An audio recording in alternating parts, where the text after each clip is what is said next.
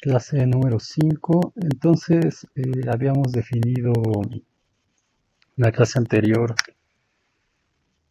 eh, lo que iban a ser dos conjuntos equivalentes y bueno, es un concepto que ya conocen de cálculo 1. X va a ser equivalente a Y si solo si existe una biyección entre X y Y, en pocas palabras. Entonces, ¿qué es lo que se utilizaba para demostrar que dos conjuntos eran numerables, por ejemplo? Entonces se encontraba una biyección entre los naturales y los enteros, los naturales con los racionales. Se podía utilizar también el teorema de Cantor-Bernstein para no hacerlo necesariamente así, etcétera. Y eso nosotros lo vimos en cálculo 1 y seguramente algunos de ustedes sí, otros no, pero ya quedará en su curiosidad ir a investigar un poco más al respecto. Ahora vamos a tener diagramas de mapeos. Vamos a decir que un diagrama es conmutativo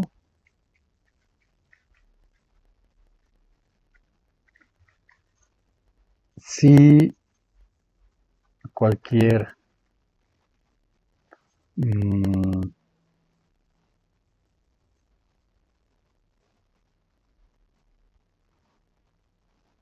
composición, vamos a ponerlo así, composición de mapeos entre un par de conjuntos no depende de cómo se compone, del orden de composición.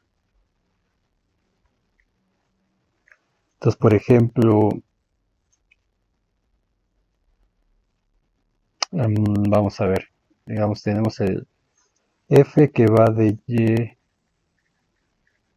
a w, tenemos g que vaya de x a y, ponerle fgh, vamos a ponerle un j que vaya también de x pero a z y un h que vaya de z a w. Entonces tendríamos x, y, z, w. Y tenemos el mapeo G que va de X a Y, por ejemplo. G que va de X a Y. Tenemos F que va de Y a W. Tenemos J que va de X a Z. Y tenemos H que va de Z a W. Entonces, por ejemplo, tenemos el mapeo que va de X a W. Lo vamos a llamar el mapeo K.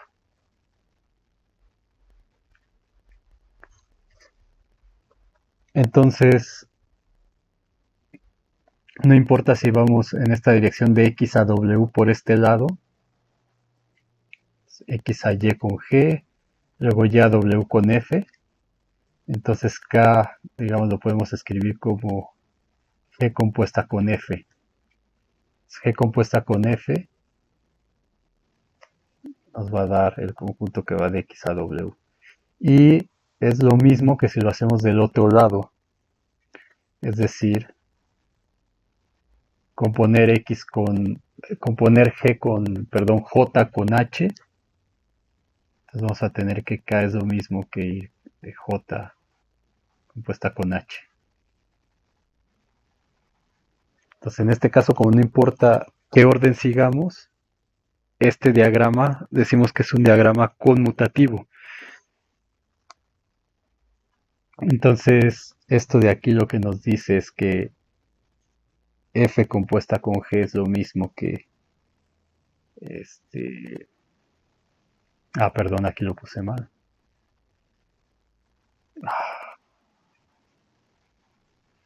Puse mal. Es J compuesta con H. J compuesta con H. Entonces, el diagrama conmutativo se compone de objetos que se llaman vértices, que son estos, en este caso los conjuntos, y morfismos.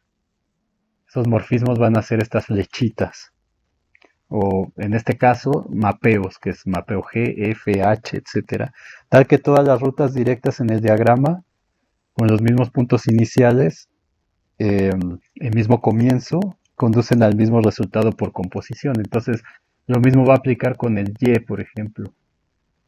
Tengo el y quiero mandar Y a Z, por ejemplo, va a dar lo mismo ir de este lado que de este otro lado. Y lo mismo con el W, o sea, haciendo lo mismo que hicimos con este, va a pasar con este de acá. Entonces, esto no lo vamos a ver mucho, pero es algo que usa el álgebra de homologías. Entonces, estos diagramas son muy útiles cuando ya se empiezan a hacer cosas un poco más serias en cuestiones algebraicas. Ahora, entonces, eso va a ser un diagrama conmutativo. Ahora, eh, si tenemos un conjunto A contenido en X, vamos a definir, o vamos a decir que una inclusión o mapeo inclusión va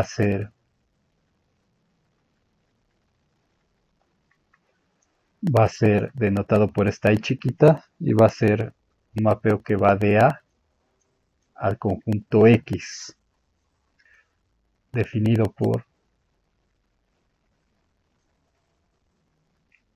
I de A igual a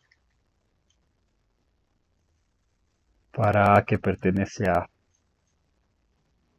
Entonces, frecuentemente no se pone con una flechita así, sino se pone, no sé si han visto, a lo mejor en algún libro, que en el mismo LaTeX, por ejemplo, tiene este tipo de flechitas. Ahí me fui chueco, pero así, de esta manera. Entonces, esa es una inclusión. Es una inclusión. Entonces, digamos que ustedes tienen el conjunto X aquí, tienen un subconjunto de X, digamos así para aclarar un poco lo que significa. Entonces, el mapeo de inclusión lo que va a decir es, dado un elemento aquí, lo voy a mandar un elemento de X que puede caer dentro del mismo A. Entonces, al A, por ejemplo, no sé, le puede mandar un elemento aquí, que está en X.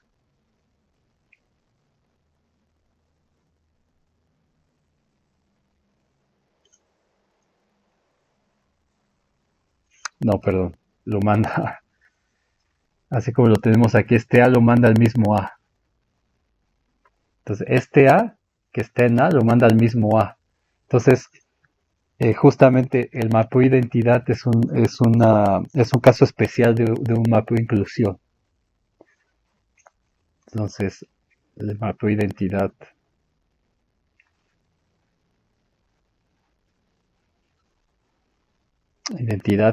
que vamos a denotar así, la identidad en X en este conjunto, va a ser un mapeo que va de X en X, es un caso especial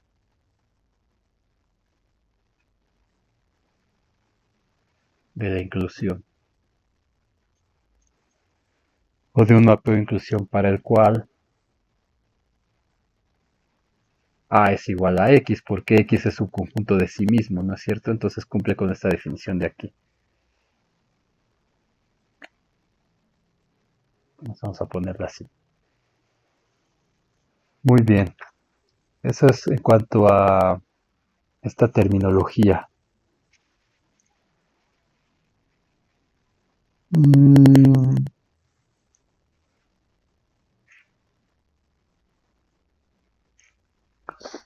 ok, qué más quería ver aquí? Estoy tratando de recordar. Eh, algunos teoremas especiales sobre funciones. Entonces, vamos a ver a poner una definición sobre, que sea la definición 8. Entonces, si tenemos una función f que va del dominio D contenido en X a Y, es tal que el conjunto de y, x, tal que x, y pertenece a f. Obviamente, ahorita en este momento no vamos a ver de dónde sale esto porque ya lo hicimos en cálculo. Entonces, si tienen curiosidad, pueden revisar el Sagan de cálculo avanzado. Es una función que va a parecer que esto nos lo estamos sacando de la manga, pero no tiene. O sea, piensen en los ejemplos, en ejemplos sencillos de funciones como la exponencial y cómo es su inversa. Entonces, si tengo una función como la exponencial y el conjunto cuando invierto los ejes, o sea, si tengo x y y aquí, no sé, tengo la exponencial, por ejemplo, o el logaritmo, como quieran verlo. Entonces, si estos x y y yo los invierto, entonces voy a obtener la exponencial, por ejemplo, lo pueden pensar así. Entonces, esa es una función también. Y entonces este conjunto va a ser la inversa, de ahí viene esa definición. Entonces, es una función, o sea, cumple con las propiedades de función con dominio y, en este caso. Bueno, que en este caso esta función me manda a un rango que no necesariamente es todo y, o sea, el rango de f, y ese rango de f va a ser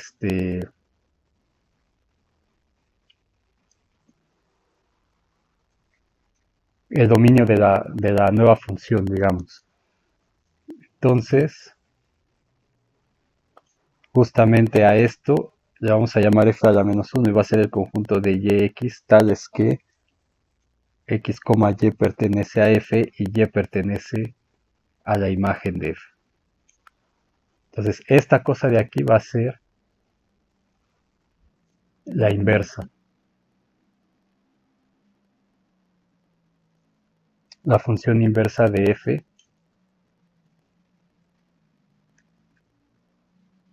sobre su rango.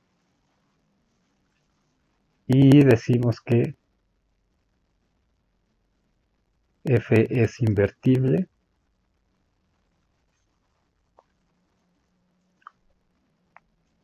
en su rango si eso pasa. Entonces, en este caso, la inversa va a ser una función que va a ir del rango al conjunto X. Y entonces voy a pintar una serie de teoremas que van a ser útiles después o que van a ser útiles para que resuelvan cosas de su tarea. Vamos a decir, teorema 1 sean X y Y distintos del vacío siempre. Todas estas cosas ya se explicaron en cálculo 1 también. Entonces, X, Y distinto del vacío con X, con D y sea D contenido en X.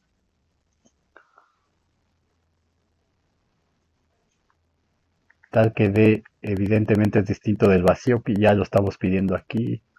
Bueno, D podría ser vacío porque es un conjunto de X, pero vamos a pedir que no sea. Entonces, la función f que va de D a Y es invertible en Y, si solo si f es sobreyectiva de D en Y. Y en este caso la función inversa, esto lo pueden ver también en el Sagan, la inversa f a la menos 1 que ya pintamos anteriormente, que va de Y a X, en este caso del rango, existe. Ahora, también se acordarán que cada función que es 1 a 1 es invertible en su rango, donde el rango se vuelve el dominio de la inversa. Entonces tenemos otro teorema de esos que ya demostraron en sus cursos anteriores. Si f de D Bueno, más bien este sería un corolario de este teorema 1. Vamos a ponerlo así. Corolario 1. Vamos a decir que si f es una función que va de D a Y,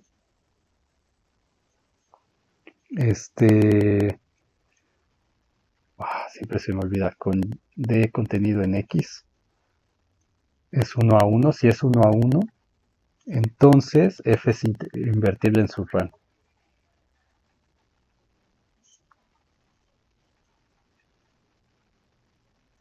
Su rango, y de hecho aquí vamos a ponerle que si es todo Y. Es invertible en su rango R de F, y la inversa existe. F a la menos 1 que va de, ahora sí, del rango de F a X existe. Primer corolario. Entonces todo esto lo podemos usar, lo pongo aquí para recordar nada más. Ahora, como les decía, cada función 1 a 1 va a ser invertible en su rango, que es lo que dice este corolario de aquí. Y ese rango se vuelve el dominio de la inversa. Ahora, si es invertible, teorema 2, si f de D en Y es invertible sobre el rango, ya le voy a poner R y no R de F, entonces la inversa es sobreyectiva. Pero la inversa del rango al dominio es sobreyectiva. Teorema 3. Si f de D, bueno, aquí D contenido en X a Y es invertible sobre su rango otra vez, entonces se cumple que la composición f a la menos 1 con f de X tiene que ser la identidad para todo X en el dominio de f, y además f compuesta con f a la menos 1 de Y tiene que ser igual a Y para toda Y que pertenece al rango de f. Entonces aquí tomen en cuenta que este f a la menos 1 va de R a D y la f va de D a Y, o de D al rango. Entonces esta primera X agarra elementos en f y eso lo manda a Y, y esos Y están en el rango que es el dominio de la inversa. Entonces por eso aquí se toma el X. Y aquí, o sea, lo que tenemos es f a la menos 1 compuesta con f, y eso lo aplicamos a un elemento X. Justo porque la primera aplicación es f sobre ese X que está en el dominio. Y acá, por el contrario, es f a la menos 1 compuesta con f. Entonces primero hay que aplicar f a la menos 1 sobre un elemento en su dominio, pero su dominio es el rango. Entonces por eso se agarra la y aquí. Y además f a la menos 1 va del rango a X. Es la única función con esta propiedad. Es única. O sea, la única función con esta propiedad. No hay otra. Esto también lo demuestran en cálculo. Es decir, satisface, en otras palabras, lo que tenemos aquí, que f a la menos 1 compuesta con f es igual a la identidad en Y, que es el mapeo inclusión en y f compuesta con f a la menos 1 es la identidad en X. Esto lo pueden poner también así como el mapeo inclusión. Y a la inversa también, si f de X a y g de Y a X satisfacen que G compuesta con F es la identidad en y que F compuesta con G es la identidad en X, entonces F y G son biyecciones, son biyectivas.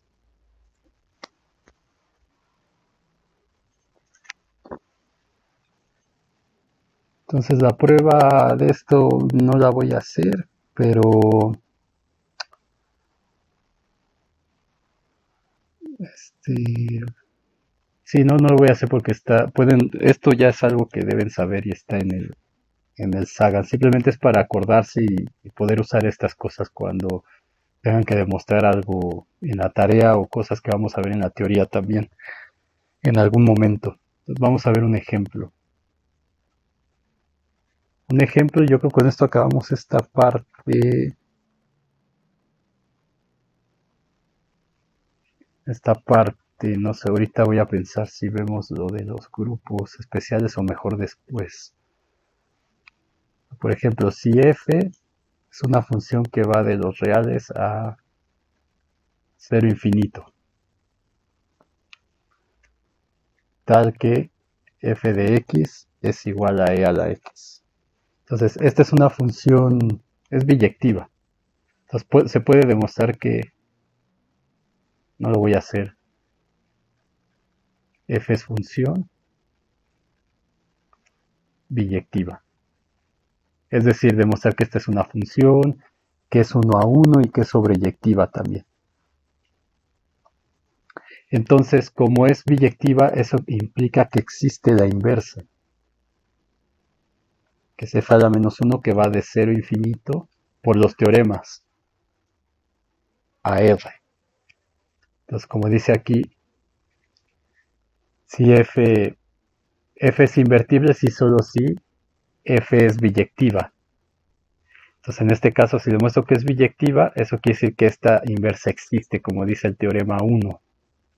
Existe la inversa. El teorema 1.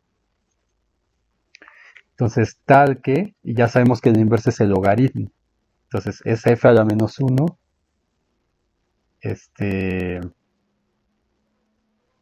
de x, abusando de la notación que, digamos, aquí x lo tomo aquí, que aquí tendría que agarrar un y, pero ese y lo llamo x otra vez.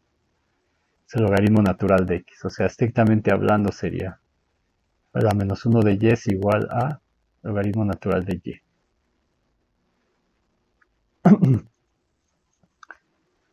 Y ahora vamos a dar g, una función que vaya de menos pi medios a pi medios a menos 1, 1, es decir, el seno de x. El seno de x. Y entonces, como es biyectiva en su imagen, entonces se puede demostrar que es biyectiva.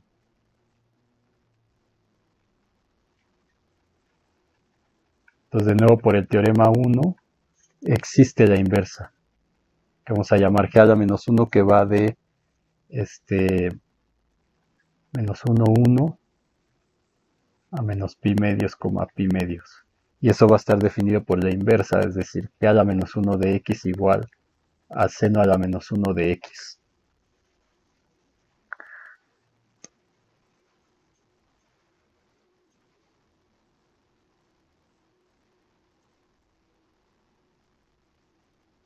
Entonces, dos ejemplos de funciones inversas. Si lo vemos aquí, pues tenemos, como ya había explicado antes, tenemos la función exponencial y a la x. Entonces, como es una biyección, existe su inversa, que es el logaritmo natural. Esta funcióncita que va aquí. Y análogamente para el seno también, restringido a menos pi medios, menos pi medios, 1 menos 1. Entonces tenemos la función seno de x y tenemos su inversa, que sería volteada aquí mismo, digamos,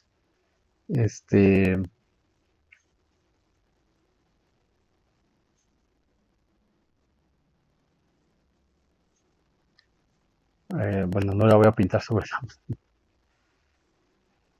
no sé cómo hacerlo, pero la inversa sería para que se vea mejor, porque si no se va a ver ahí como amontonado. sea, es esta misma pero volteada. Su inversa sería esta de aquí. Cosas que ya sabíamos. Muy bien, ahora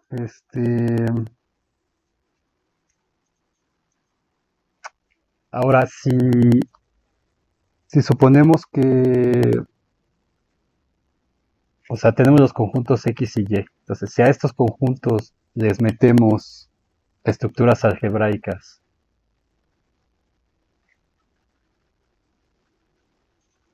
como el producto, la suma, etcétera,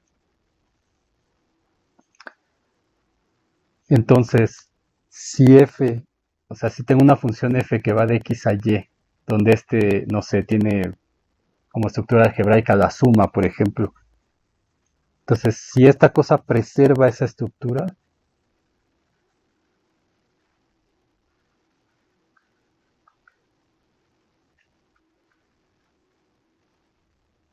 algebraica, entonces f se llama homomorfismo. No confundir con homeomorfismo, que es una cosa de geometría y de topología que ya usaron en geometría diferencial o en cálculo 3. Entonces, si preserva la estructura algebraica se llama homomorfismo. ¿Qué quiere decir eso? Pues que tengo, por ejemplo, el conjunto X con la operación producto, sabiendo que este producto puede ser la suma, el producto, la composición, etcétera. Hay algunas veces que también lo ponen como una estrellita, pero luego hay en álgebra, están las álgebras estrella y hay producto estrella, y entonces ese producto estrella se denota así, entonces para no estar confundiendo términos, lo llamamos así como definimos antes. Entonces tengo un conjunto X con una estructura algebraica. Este es el conjunto y esta es la estructura algebraica, o sea, una operación, que es la estructura algebraica. Entonces, ¿qué significa que f preserve la estructura algebraica? Pues que si yo tomo dos elementos aquí y les aplico esa operación, f de AB, entonces donde AB está en X, y esto es igual a la función f evaluada en A producto la función f evaluada en B, donde esta cosa ya está en Y, o sea, este f de A y este f de B está en Y, y este producto está en Y también. Entonces, si cumple esto que pusimos aquí, esto, entonces f es un homomorfismo. Morfismo, y decimos que f preserva la estructura algebraica, no cambia. Y ahora, como vieron en álgebra lineal también, si f es biyectiva, si f es una función biyectiva de manera que x es equivalente a y, como habíamos puesto en la definición, no me acuerdo si aquí iniciamos, sí, aquí, es equivalente a y, o al final de la clase anterior, si f es biyectiva, entonces f se llama un isomorfismo.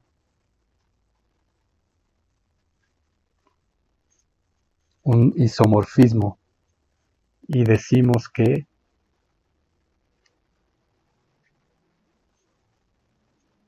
x es isomorfo a y,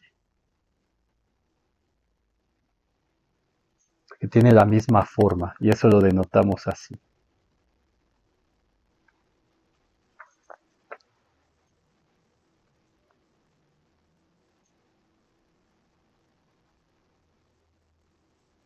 Un isomorfismo. Entonces, esto lo vieron en álgebra lineal, es un caso especial en álgebra lineal, pero en general para conjuntos, si eso se cumple, pues decimos que X es isomorfo a Y. Y bueno, aquí podemos ver el grupo euclidiano, que es el grupo de isometrías del espacio euclidiano N, pero necesitaría ver cosas que seguramente no han visto relacionadas con el grupo, con el producto semidirecto de grupos y ese tipo de cuestiones que mejor vamos a ver cuando entremos a ver grupos de Lie. No vale la pena verlo ahorita. Este, ok, entonces esto sería ese pequeño repaso relativo a funciones, un homomorfismo, un isomorfismo. Y ahora sí lo que vamos a ver es una cosa importante, acabando con esto, que sería la segunda parte de esta unidad, por así decirlo, que es las relaciones de equivalencia y las clases de equivalencia.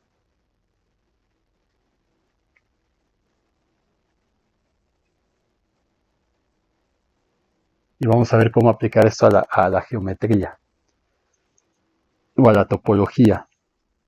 Entonces, esto lo vieron en álgebra superior, no sé si lo hayan usado alguna vez, si llevaron un buen curso de variable compleja seguro o alguna materia de geometría diferencial, geometría riemanniana o introducción a las geometrías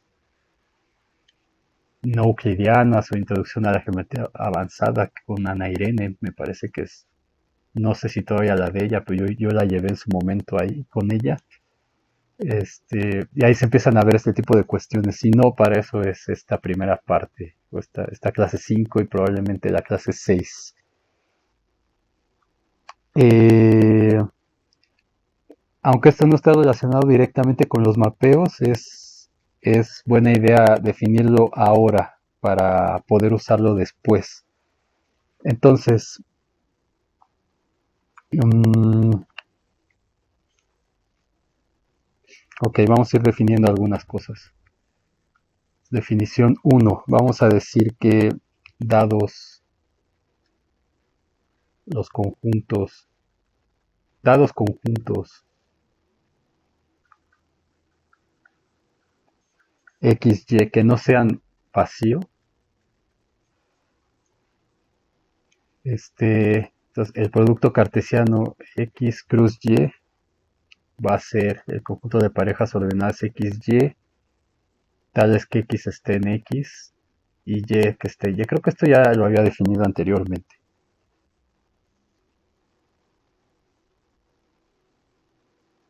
Entonces es el producto cartesiano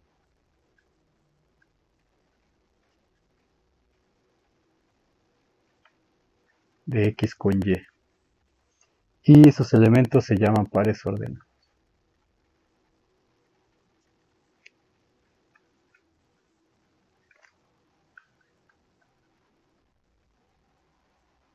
Los elementos se llaman pares ordenados. Entonces, ya habíamos definido antes relación binaria, pero vamos a recordar un poco de nuevo. Una relación binaria o una operación. En este caso va a ser una relación. Y antes habíamos definido una operación. Vamos a ver que es la misma cosa, digamos. Una relación binaria que vamos a denotar como R sobre X y Y va a ser un subconjunto, es un subconjunto del producto cartesiano.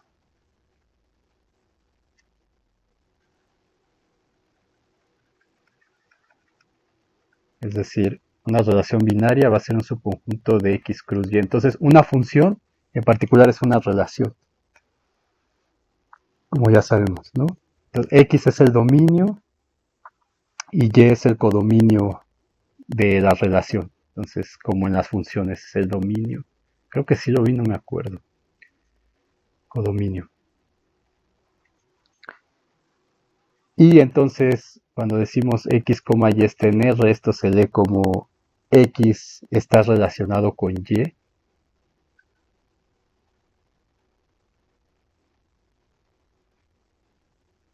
Diferente a como se lee en funciones. X está relacionado con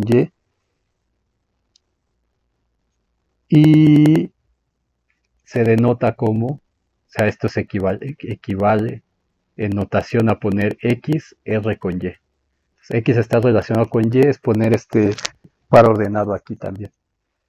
Entonces, si A Estamos aplicando todo a relaciones. Si X es igual a Y, entonces la relación binaria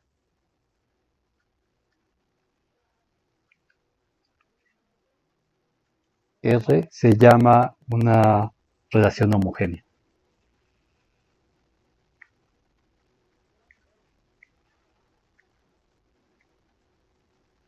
Entonces, en general, si X es distinto de Y, tengo una relación binaria que es un subconjunto del producto cartesiano.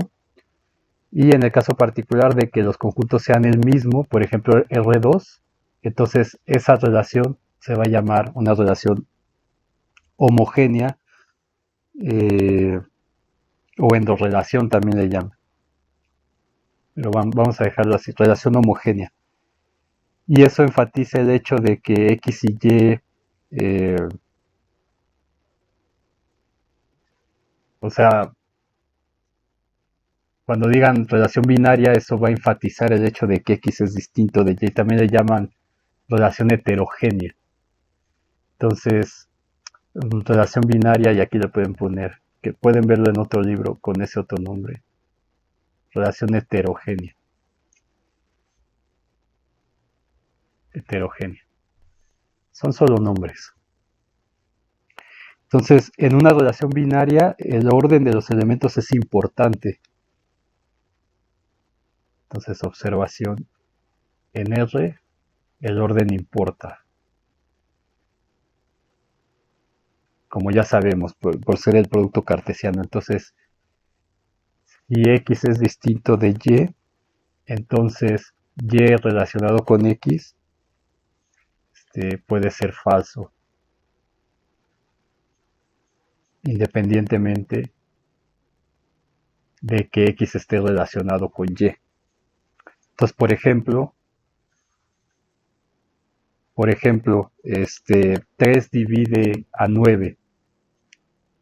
Eso es cierto. Eso, aquí la relación R sería división. Entonces, 3 divide a 9. Pero no es cierto el inverso, que 9 divida a 3. Entonces, X, R con Y es cierto, pero esto no necesariamente implica que Y esté relacionado con X, como podemos ver en este ejemplo sencillo aquí. ¿De acuerdo? Ahora, relaciones heterogéneas de este estilo ya conocen ustedes muchas. Por ejemplo, la unión. Tenemos varias operaciones, vamos a poner. Operaciones. Entonces tenemos la unión. La unión. Entonces, si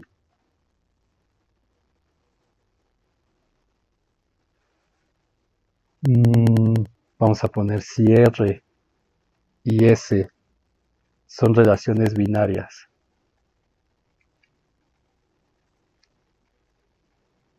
O sea, son operaciones entre relaciones. Tengo una relación binaria R y una relación binaria S. Relaciones binarias sobre conjuntos X y Y. Entonces tengo una relación binaria R, tengo una relación binaria S sobre X y Y, como lo hemos definido antes. Entonces podemos definir la unión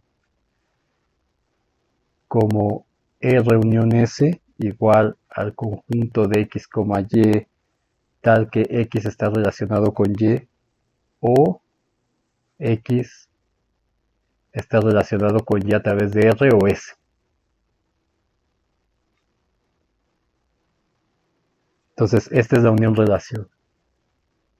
Es la unión relación de estas dos relaciones de aquí. Ahora, ¿quién es la identidad aquí? Entonces, la identidad es la relación vacía.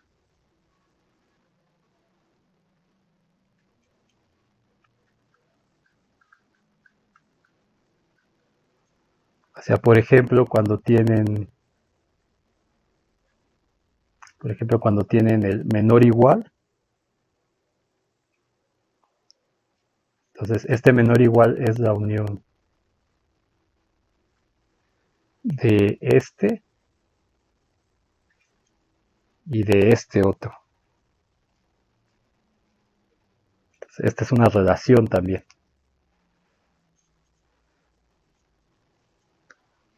Ok, ahora, ¿qué otra cosa podemos definir de intersección?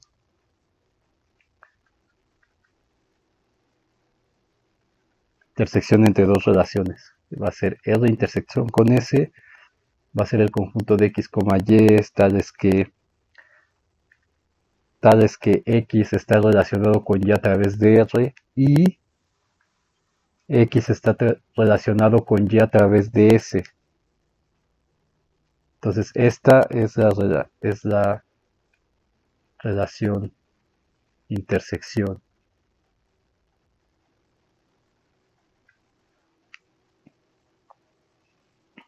de R y S sobre X y Y. Ahora, en este caso, la identidad es la relación universal.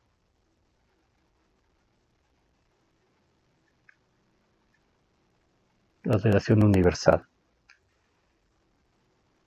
Entonces, un ejemplo de esto, digamos que digamos R, decimos, es divisible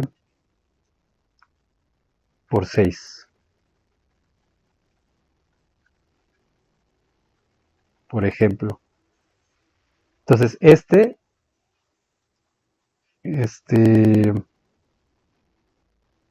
déjenme le quito la R, vamos a decir que esta relación es divisible por 6, es la intersección de dos relaciones.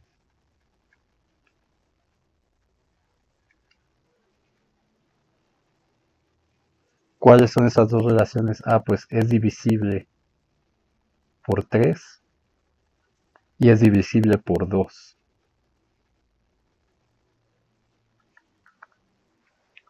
Por ejemplo,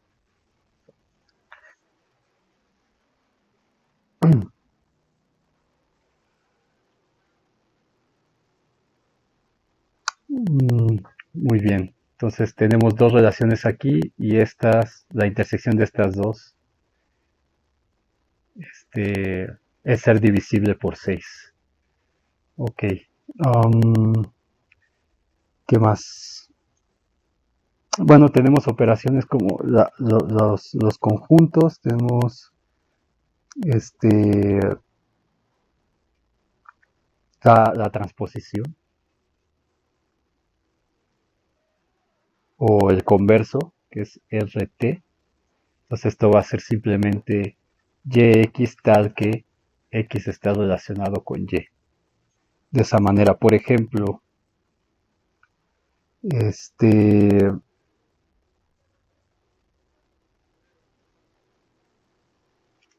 por ejemplo, esta relación igual es el converso de sí mismo.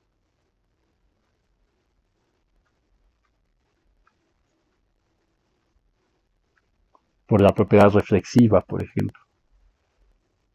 Así como no ser igual. Pero ser menor y ser mayor son,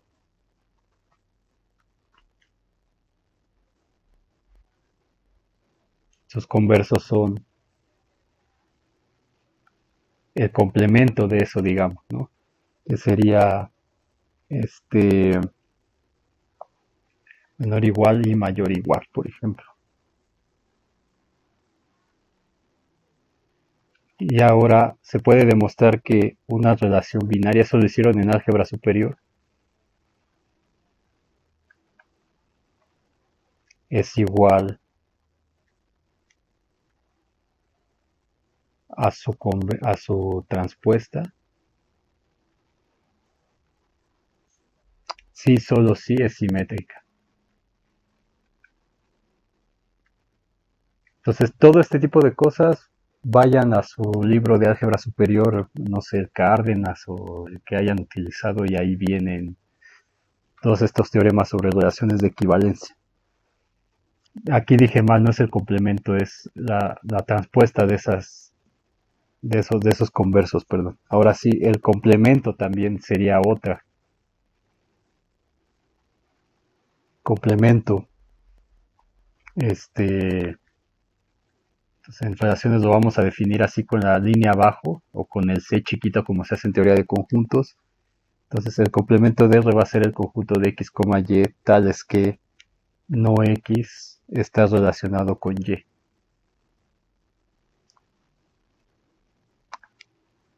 Entonces esto, que sería como el no R, va a ser la relación complementaria de R.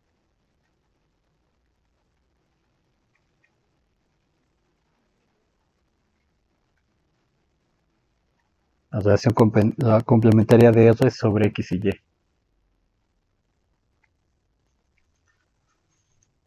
Ok, por ejemplo, igual y distinto son complemento uno de la otra.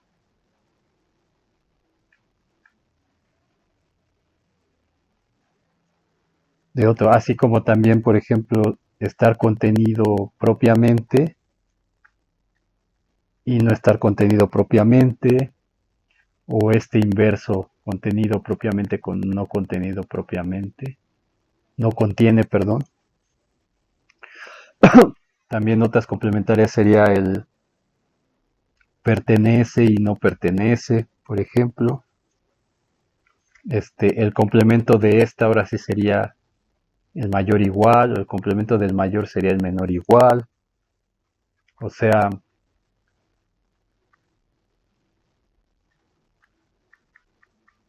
este tipo de cuestiones, ¿no?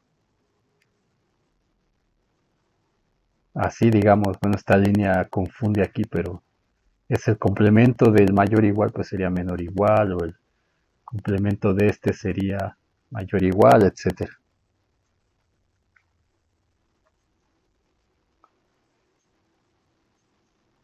Entonces, si por ejemplo A, B pertenece a X cruz X, que es X al cuadrado, o sea, piensen si quieren en R cruz R, R2, que eso esté en la relación R. Entonces podemos escribir A relacionado con B en ese caso. Entonces, por ejemplo, si R es ser mayor,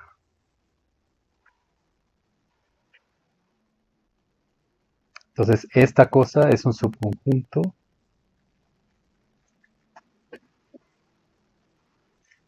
de R2, por ejemplo.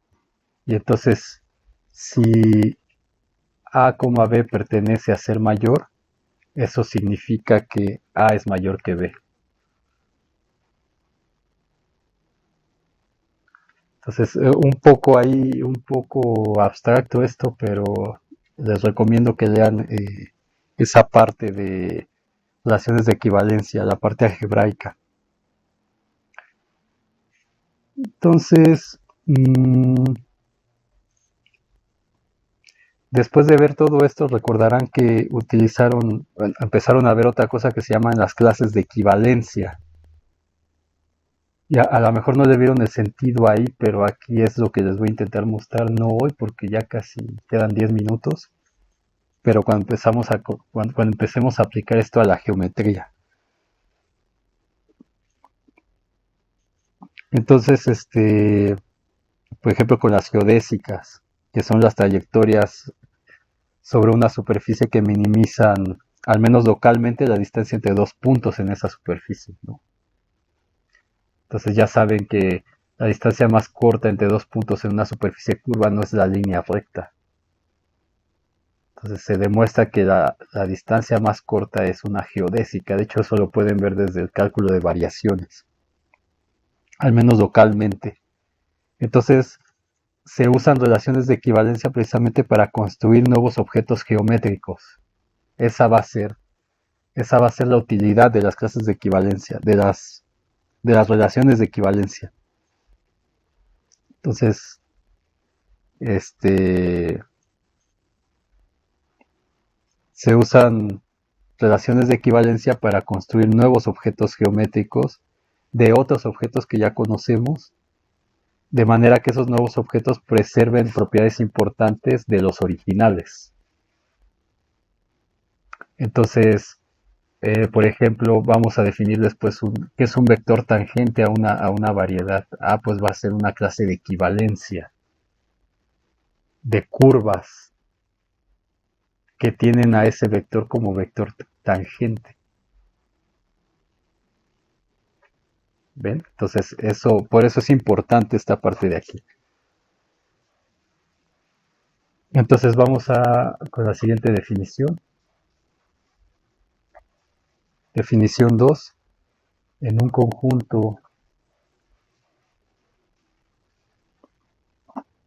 A distinto del vacío,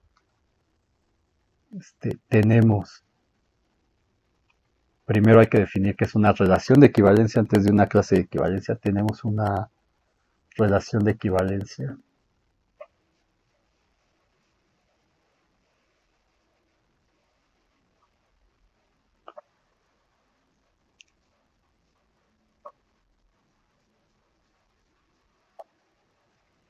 Si hemos determinado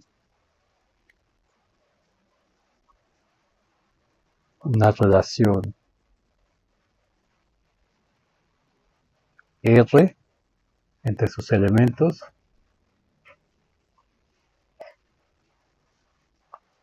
tal que satisface las siguientes condiciones.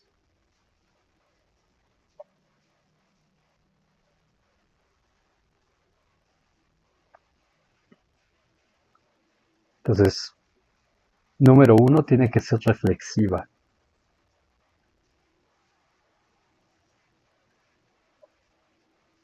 ¿Qué significa eso? Que dado A en A, todo, vamos a ponerlo así, todo A en A está relacionado con sí mismo.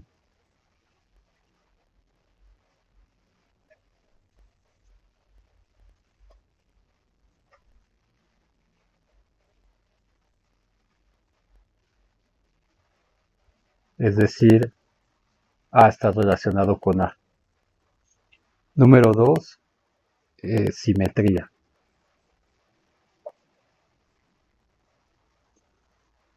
Entonces, si A pertenece a A, está relacionado con B en A, entonces B está relacionado con A. Es decir, A está relacionado con B implica que B está relacionado con A. Y la transitiva ya no voy a escribirlo en palabras como las anteriores. Entonces decimos que si A está en A, está relacionado con B. O sea, si A está relacionado con B y B está relacionado con C, entonces A está relacionado con C.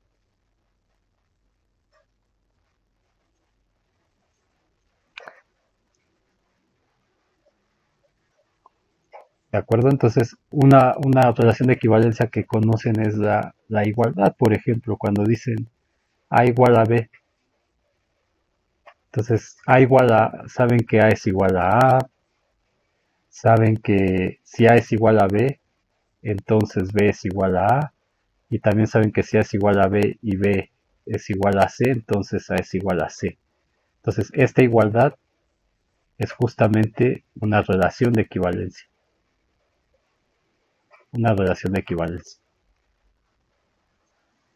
Ahora, los elementos relacionados unos con otros forman una clase de equivalencia.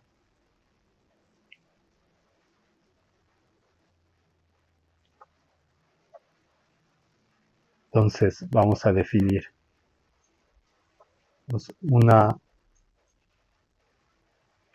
vamos a decir que una relación de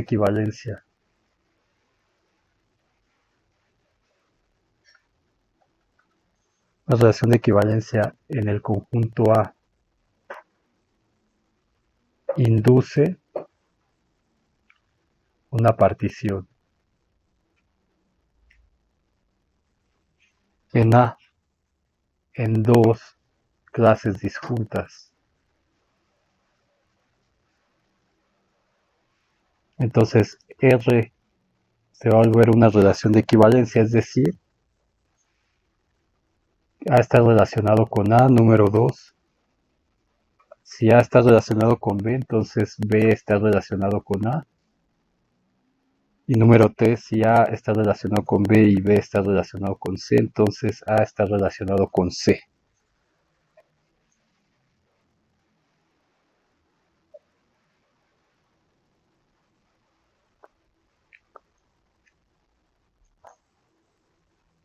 Entonces, ¿qué significa esto? Es decir, dado un conjunto, vamos a decir X,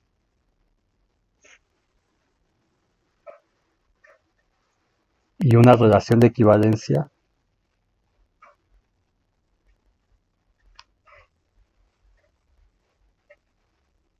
que ya denotamos así. Entonces, es lo que aquí lo que estoy poniendo es el resumen de la definición de aquí. Entonces, si es relación de equivalencia, esto es como una observación, digamos, que es lo que comentaba. Y esto que pusimos aquí es ya, en vez de poner la R, vamos a poner esta viborita. Entonces, dado un conjunto X y una relación de equivalencia, tenemos una partición.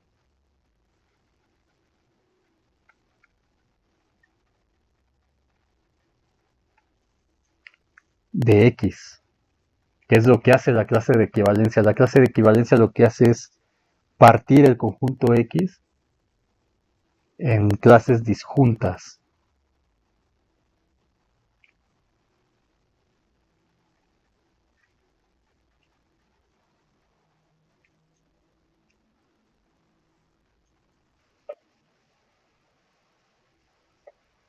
Que vamos a llamar clases de equivalencia.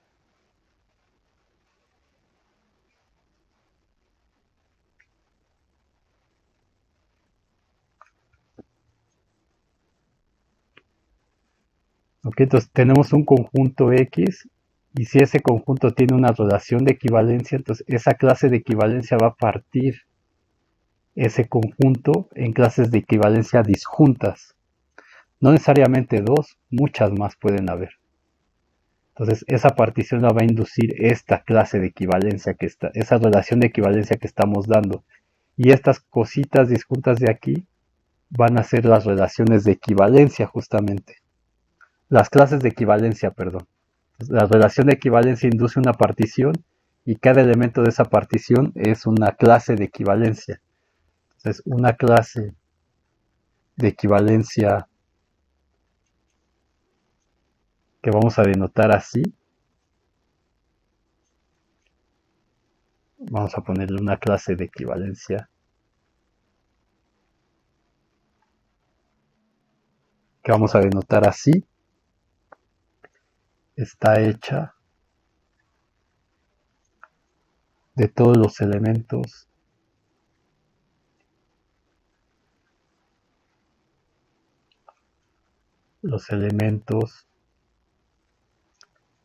X en X, tales que X está relacionado con esa A. En otras palabras, la relación de equivalencia va a ser A igual al conjunto X que pertenece a X tal que X está relacionado con A. Con esta A. Entonces voy a tener un elemento aquí y voy a tener a todas las X's que están relacionados con este elemento. Y todo esto va a ser la misma clase de equivalencia. Entonces, ¿cómo se dice? Un representante de esta clase pues sería cualquiera de estos que están relacionados con A, siendo la misma A. Entonces, como si fueran el mismo, en pocas palabras. Entonces,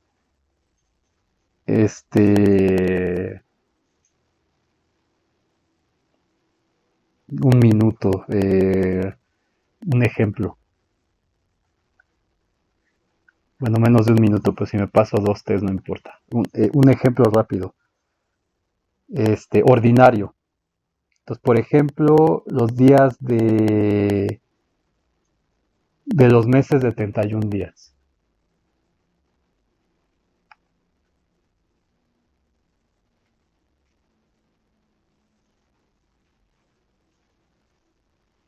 Entonces, el nombre de un día es el mismo eh, que el otro si sus números difieren por un múltiplo de 7, ¿no es cierto? Entonces, tenemos día uno, ese es el domingo. Día 2 sería el lunes. Día 3 el martes. El día 4 sería el miércoles. El día 5 el jueves. El día 6 el viernes. El día 7 el sábado. Entonces, después de 7 vendría el 8 y se volverían a repetir 8, 9, 10, 11, 12, 13, 14, 15. Entonces, día uno domingo, 2, 3, 4, hasta el 7 es el sábado. El día 8, aquí voy a ponerlo, día 8, 9, 10, 11, 12, 13, 14, se vuelve a repetir lo mismo. Entonces, a partir del 15 otra vez, 15, 16, 17, 18, 19, 20, 21, se vuelve a repetir lo mismo en el 22. 22, 23, 24, 25, 26, 27, 28. Entonces aquí sería 8, 15, 22, que es donde vuelvo a empezar. Entonces, el 1, 8, 15, 22. Luego 28 se volvería a repetir en el 29, 30, 31, ahí acabaría. Entonces, 29. Entonces, si el día 1 es domingo, los otros domingos, los demás domingos, son 8, 15, 22, 29. Entonces, esto significa que la clase de los sábados, la clase de los domingos,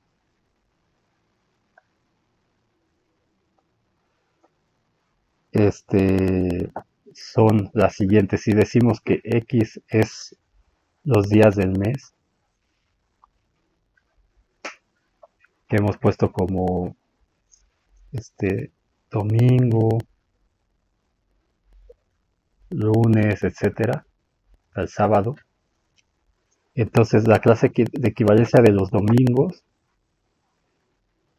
que sería pues el conjunto de las X's de los días de la semana, tales que X es equivalente al domingo. Y esos días, y esos cuáles son, pues es el día 1, el 8, el 15, el 22 y el 29. Entonces, por ejemplo, para los lunes, ¿qué sería los lunes? Pues todos los X en los días tales que X es equivalente con el lunes. Entonces, según lo que tenemos aquí, el lunes es el segundo, 2, 9, 16, 23, 30.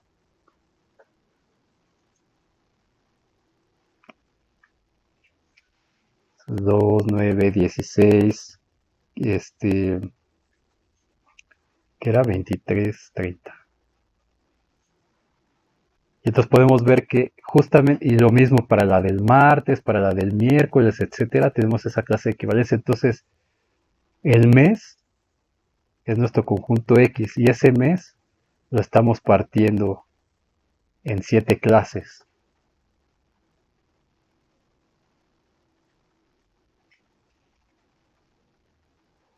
7. Una corresponde a los domingos, lunes, este, martes, miércoles, jueves, viernes, sábado.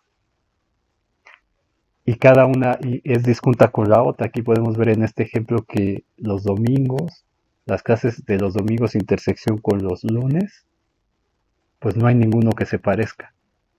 es el vacío. Entonces, este es un ejemplo muy sencillo de lo anterior. La siguiente clase vemos algunas cosas y a ver si ya podemos empezar con cosas más geométricas.